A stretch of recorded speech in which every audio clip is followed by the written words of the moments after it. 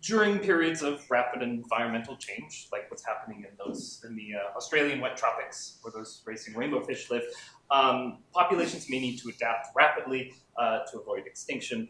But the fuel for this adaptation in the form of either standing genetic variation or new mutations may often be insufficient.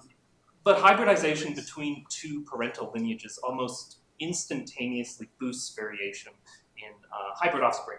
That may provide this fuel, and this has been demonstrated in sunflowers extensively, and wood ants, and in those racing rainbow fish, and in other species. But incompatibilities that arise between parental populations may prevent hybrids from utilizing this variation. So the question that we set out to answer is, when does hybridization speed adaptation to a novel environment? And so to answer this, we ran simulations of parents and hybrids adapting to novel environments using Fisher's geometric model. So this has already been described in Troy's talk, so I'll just go through this quickly. Under this model, mutations are vectors in a multi-dimensional trait space, and here we're just assuming just a single phenotypic optimum, and mutations are additive with respect to phenotype. So individual's phenotype can be seen as the sum of all the mutational vectors that are present in its genome. And here just on the right, there's two parental populations that have shifted their phenotype from the black dot towards a local fitness peak by fixing a series of 3 or 4 mutations, those black arrows. And for these simulations, we assumed a Gaussian fitness surface, where the fitness is a function of the squared deviations of each individual's trait from some optimal value summed over all n traits. And what makes Fisher's geometric model particularly useful for hybridization studies is that the fitness effect of each mutation is entirely context dependent. And so incompatibilities naturally arise when co-adapted alleles break apart in a hybrid individual. So here just on the left is 2 cartoon parental populations, one black and one blue, that have adapted towards some red optimum. But these dotted black mutations, which were beneficial in the parental context in a hypothetical hybrid on the right, are now deleterious because they're taken out of that context. And it's just important to stop and remember that there are many different models that map or relate hybrid genotype to hybrid fitness, Gavrelet's whole landscape, or the Jansky-Mueller incompatibilities, or BDMIs. But a particular strength of Fisher's geometric model is that it allows us to relate within species adaptation to predictions about hybrid fitness, which is particularly important in this context, where we're trying to see if mixing differences between isolated parental populations can speed hybrid adaptation. And Fisher's geometric model has already been used extensively to think about the properties of mutations in evolving isolated populations, and also using this model, analytical predictions for hybrid fitness have been obtained, but these have focused mainly on early hybrid generations like F1 or F2, and particularly they've emphasized the consequences of the deleterious consequences of hybridization, particularly in reference to parental environments. But in these scenarios that I'm talking about, with rapid environmental change, these parental environments don't exist anymore, and so the excess variation generated by hybridization may allow hybrids to adapt faster.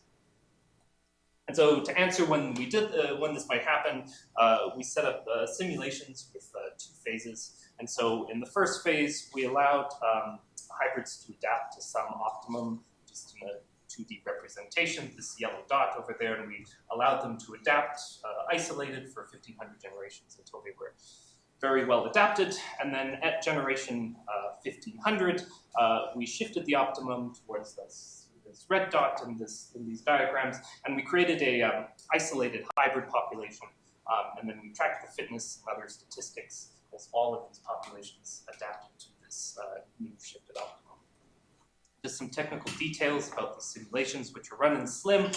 We simulated a single megabase chromosome, and mutations randomly pointed in any direction. There was no covariance in this model, and we had an exponentially distributed effect size. So just jumping sort of straight to the main conclusion, in just about any scenario that you could think of under these simple assumptions, which, sorry, two major things I forgot to mention, just for these, the population size is kept constant, there's only 5 trait dimensions. Hybrids always adapted faster. Here I'm just showing that there's, here I'm just showing 2 adaptational scenarios. We tested many others. Here on the x-axis is the generation, remembering that generation 1500 is when the optimum shifted again, and then on the y-axis is fitness, where we have a maximal fitness of 1 underneath this model, and hybrids out-adapted parental populations. But the only time when hybrids under these simple assumptions adapted slower than parental populations is when the environmental shifts were very small, and that's because the excess variation in hybrids, when the shift is very small, actually pulls their average phenotype away from even this new optimum, and that causes their phenotype to lag behind parents adapting to the new shift. So yeah, so these results are interesting, and there's lots of other examples that adaptational scenarios that we went through. But not all incompatibilities can be described using Fisher's geometric model. As I mentioned before, there's lots of other ones. And another well-used framework for thinking about hybrid fitness are these Chance-Mueller incompatibilities, or BDMIs. And under this BDMI framework, untested combinations of pairs of alleles from isolated populations result in a set fitness deficit. And we wanted to see to what extent these context-independent incompatibilities interfered with the ability of hybrid to capitalize on their excess variation. To do this, we modified these simulations where we fixed 10 to 30 pairs of these BDMI loci, one of each pair in each of the hybrid genomes. We randomly distributed their location across these genomes. And then we assumed, just for here, a dominant version of these BDMIs, where anytime there was a homozygous or a heterozygous version of this pair together in a hybrid genome, they suffered a fitness deficit that was incorporated multiplicatively with the fitness under Fisher's geometric model. And so what we found, interestingly, is that how much these intrinsic incompatibilities interfered with the abilities of hybrids to capitalize on their variation depended on the environmental scenario that we had. So in all scenarios, there was a greater initial fitness drop, as you would expect when you start loading in these intrinsic incompatibilities that are revealed even in the F1 generation. But what we found is that scenarios where this next shift in the optimum was parallel, it's that direction, parallel with the original axis of parental adaptation, we found that hybrids were still able to adapt quite a bit quicker, but when in scenarios where the shift was perpendicular, like the one on the right, we found that the slope of hybrid adaptation started to drop as we added more of these intrinsic incompatibilities, and the parental population was increasingly able to overtake the hybrids in later generations. And so what we think is going on here is that different adaptational scenarios promote more or less uniparental inheritance. And so this graph shows the majority proportion of the hybrid genome derived from a single parental population. And it shows the extent to which parentally derived mutations originated from one parent over the other. We think that in certain scenarios, like when there's a perpendicular optimum shift, that promotes more of a mix of parentally inherited alleles in order to significantly shift the optimum, the phenotype towards this new optimum. But when we're casting this in the light of intrinsic incompatibilities, we think that mixing of parental incompatibilities in general will interfere So yeah, the mixing of parental backgrounds generally interferes with the elimination of these intrinsic incompatibilities.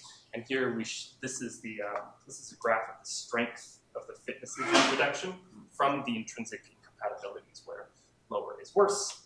And we see that the greater mixing of parental backgrounds caused by this perpendicular optimum shift seems to result in a less efficient elimination of these intrinsic.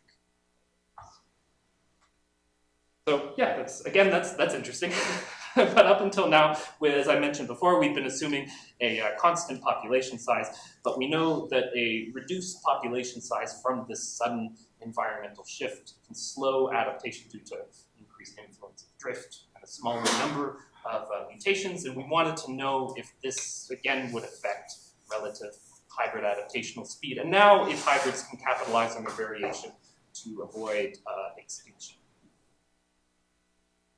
And so to do this, we modified our simulations again, where we implemented explicit population demography using a stochastic birth-death approximation, where the expected change and the variance in change of the population size at generation t are given by these equations.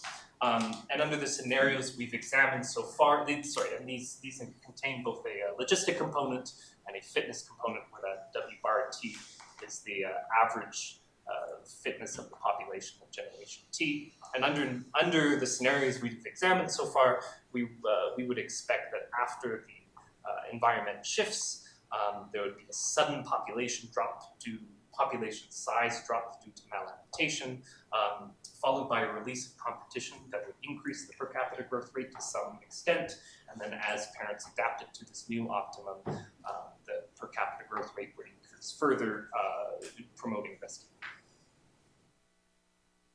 And so what we found is that, this is just one scenario shown here, but identical results were shown for other scenarios. Hybrids were more likely to persist compared to parents only with a high extinction likelihood, which was represented by this R. It's a very small R for people at the back, which is the intrinsic growth rate.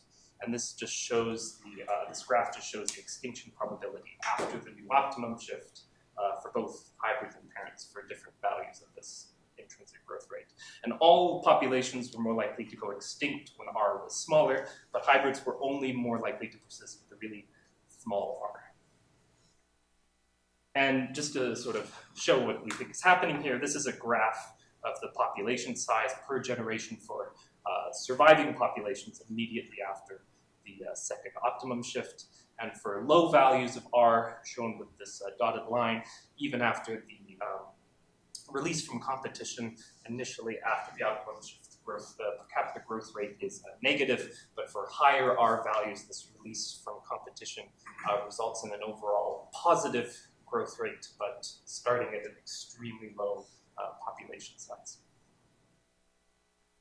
And so in the low R and the negative growth rate case, hybrids were more likely to persist due to their greater access to genetic variation saving them.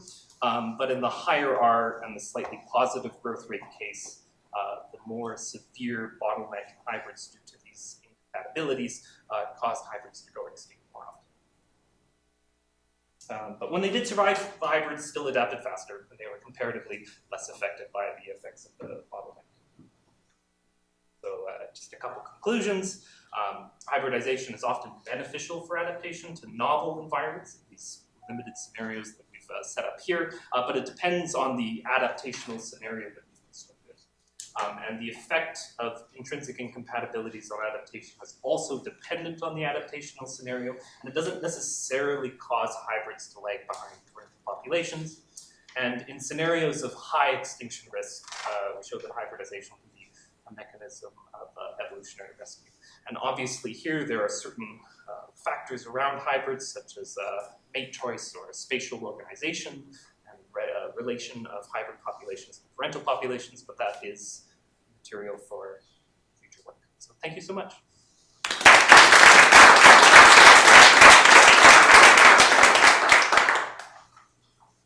Yeah.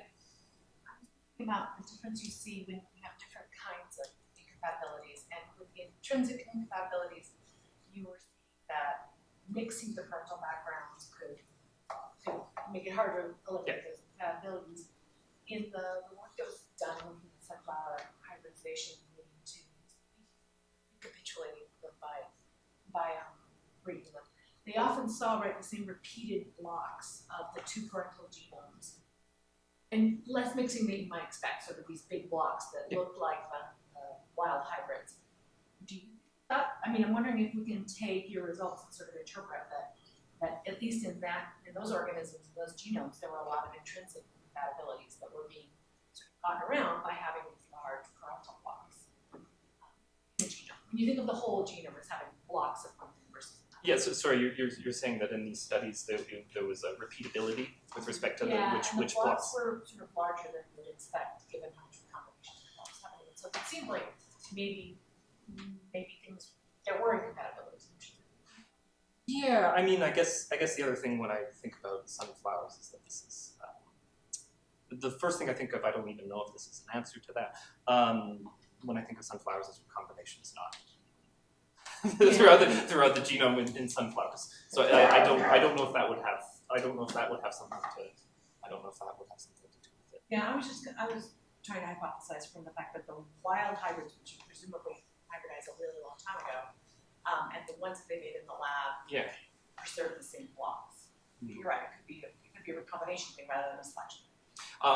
That could also be a function of this is universal mutation vectors pointing any way they want to, but I would imagine the modularity in certain sections of the genome would be a thing. So perhaps that would have something to do with that. Yeah. Yeah. Does dimension of phenotypic space matter? Yes. You said it's 5? Yeah, that is I don't know if I have made a slide, but I don't know if that's ready. Yes, it does. So it's interesting how that does, because when you increase dimensionality, you expect that all populations would adapt slower, because more ways for things to point wrong. But in these scenarios, we're allowing the parents to accumulate mutations sort of towards some optimum themselves. And when you increase n, you increase the number of mutations you need to fix to get to that initial optimum. Then what that does is it increases the genetic diversity of hybrids. And so then everything slows down after that second optimum shift, but hybrids slow down less.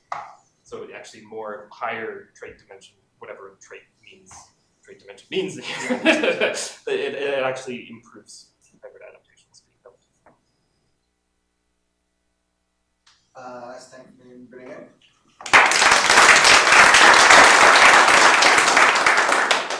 We'll be back from the coffee break in half an hour at 3:45.